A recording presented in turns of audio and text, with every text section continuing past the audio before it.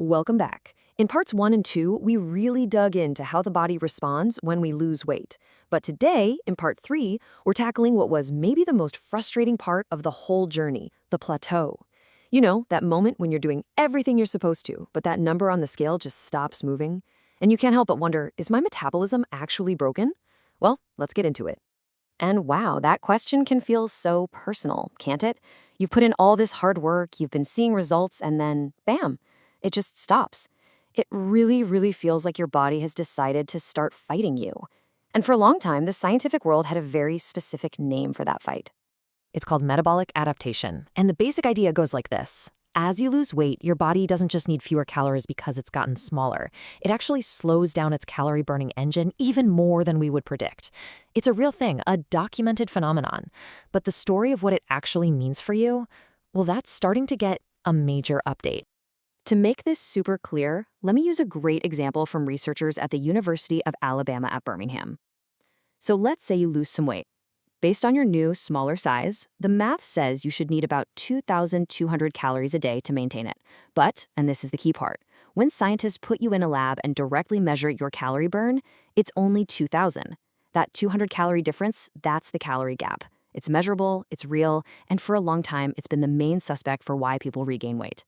Okay, so that seems pretty cut and dried, right? Your body is actively fighting you, case closed. But this is where the plot really thickens, because a new wave of scientists is asking a really important question.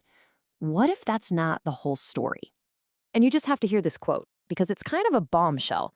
Dr. Cátia Martins, a leading researcher in this exact field, says that despite what we all think, there isn't a single study that proves a direct link between that calorie gap and actually regaining weight.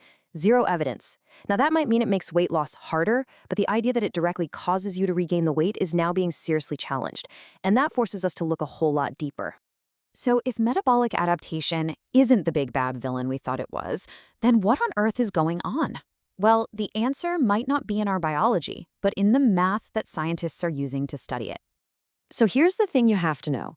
Almost nobody has their metabolism measured directly. It's really expensive, it's complicated. So instead, scientists use prediction equations. They plug in numbers like your weight, your body fat, your muscle mass, and the equation just spits out an estimate of your metabolic rate. But what if the equation itself is actually creating the story we're all telling? This chart just shows it perfectly. A recent analysis in Frontiers in Nutrition took data from a weight loss study and ran it through two different but totally standard prediction equations. Now look at this. Using equation A, the results showed the metabolism per kilogram actually went up, suggesting the body got more efficient.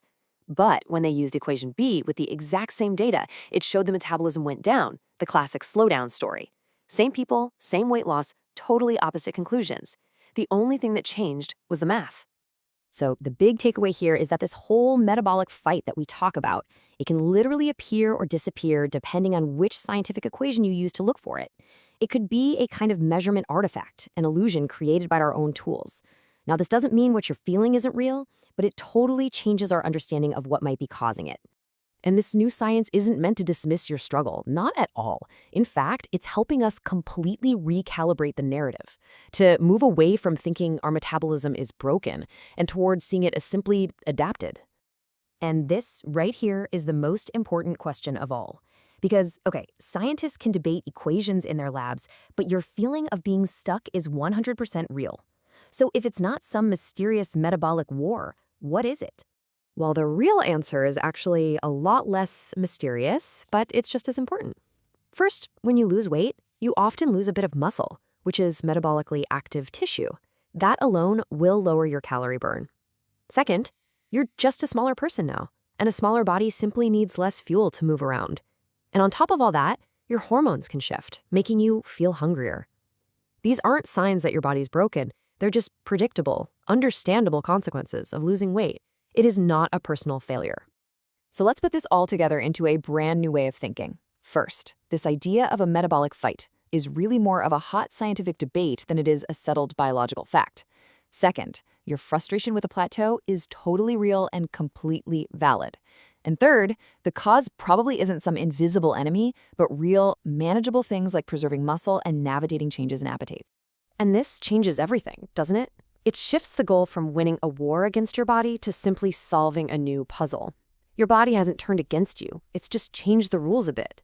The real challenge is to understand its new operating system and learn to work with it, not against it. As we wrap up, please remember this content is for educational purposes only. It doesn't constitute medical advice or create a doctor-patient relationship. You should always consult your healthcare provider before making any changes to your treatment plan. If you're looking for evidence-based health tools designed to support you on your wellness journey, come visit us at AnchorWellPress.com. Thanks so much for joining me, and I'll see you in part 4.